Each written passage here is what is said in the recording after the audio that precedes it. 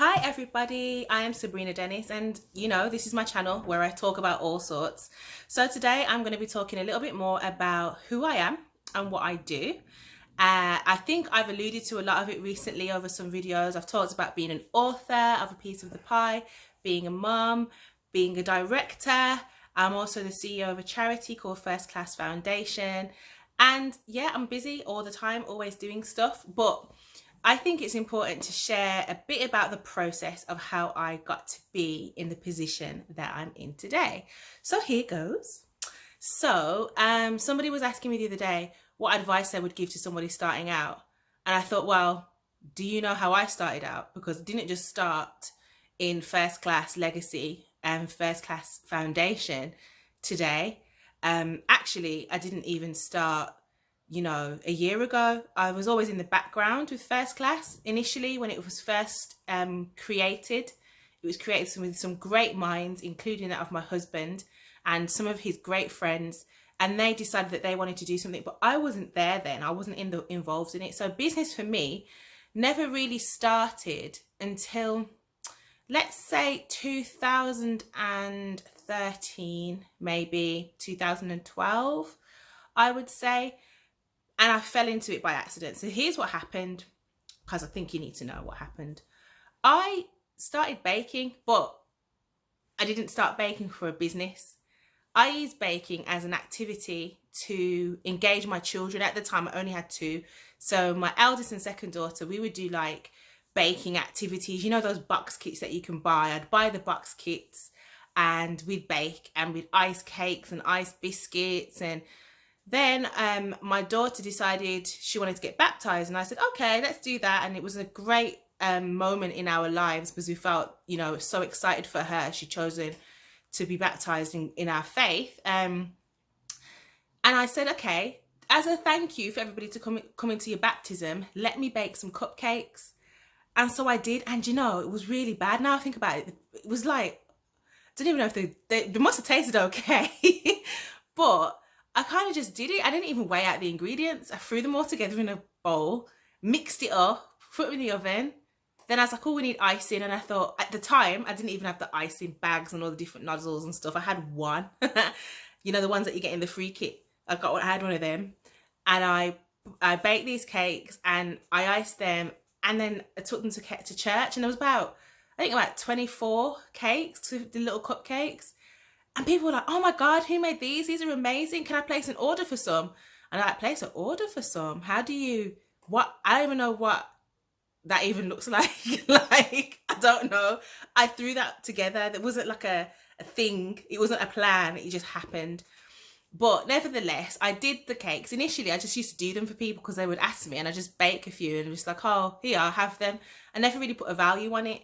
But then more and more people started to see what I could do, and I started to experiment even more. So I started making different flavors, things like Oreo, Snickers.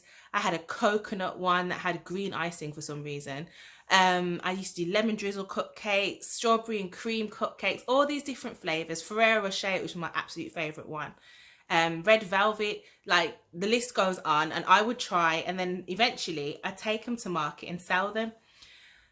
So that's how I kind of started, but it wasn't all smooth sailing.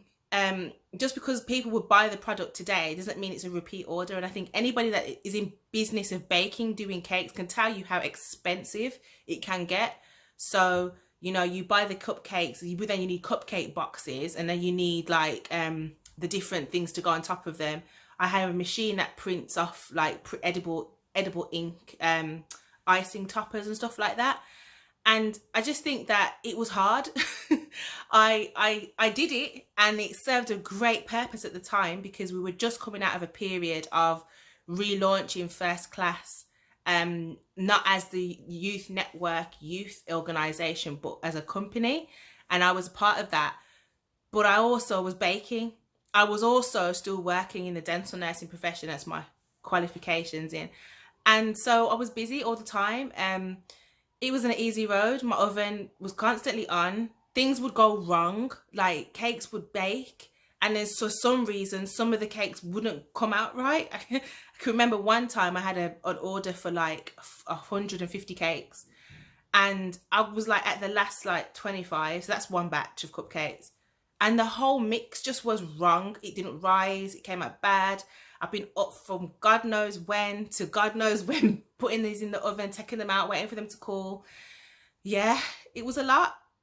I also then, once I got really comfortable and confident with baking and comfortable with myself doing it, I also started doing stalls. So me and my daughter, my second eldest daughter, we would go on these stalls, market stores, and normally they were like craft fairs and events or picnics or food things like foodie festivals. I'd set up a stall. I'd bring my cakes. I'd have rainbow cake, cupcake, chocolate concrete, all the old school stuff, and we'd really do well most of the time. But there was times where we'd go and we were ill prepared, and the weather, the great British weather, would change. We would go from great sunshine to it being tipping down with rain, and we're there with our table, just a bare table, open and exposed to the elements. We'd have to go run to the shops and buy like the cupcake covers. I don't know, we've been through some stuff. Like standing in the rain with cupcakes on a market stall makes you question things in life. It really does. You start to ask yourself, is it even worth it? What am I doing this for? You know, why am I here doing this? I don't want to do this no more. But for some reason, I'd carry on. I'd do it again and again and again. I'd make great money. The greatest experience was probably working at the Black Country Living Museum over the Christmas festivals. So they have like these special events that happen in the evening. It's open in the day, then it closes, and they reopen back in the evening. They have like a marching band and a choir for Christmas, and all of the activities are open, but it's all at night, so it's all lit up with candles. It's really beautiful. But they also have stalls and market traders, and I was one of them.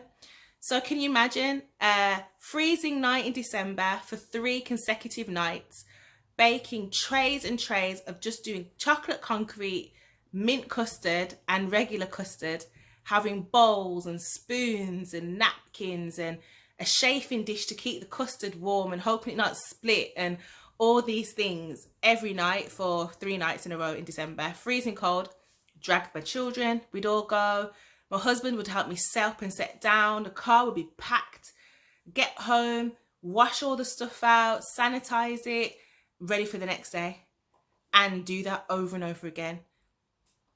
Why do I say all of this? Like, you look at our business today and you look at First Class Foundation, charity, Legacy Consultants, our consultancy arm, and just us being able to speak and talk about our experiences in different platforms.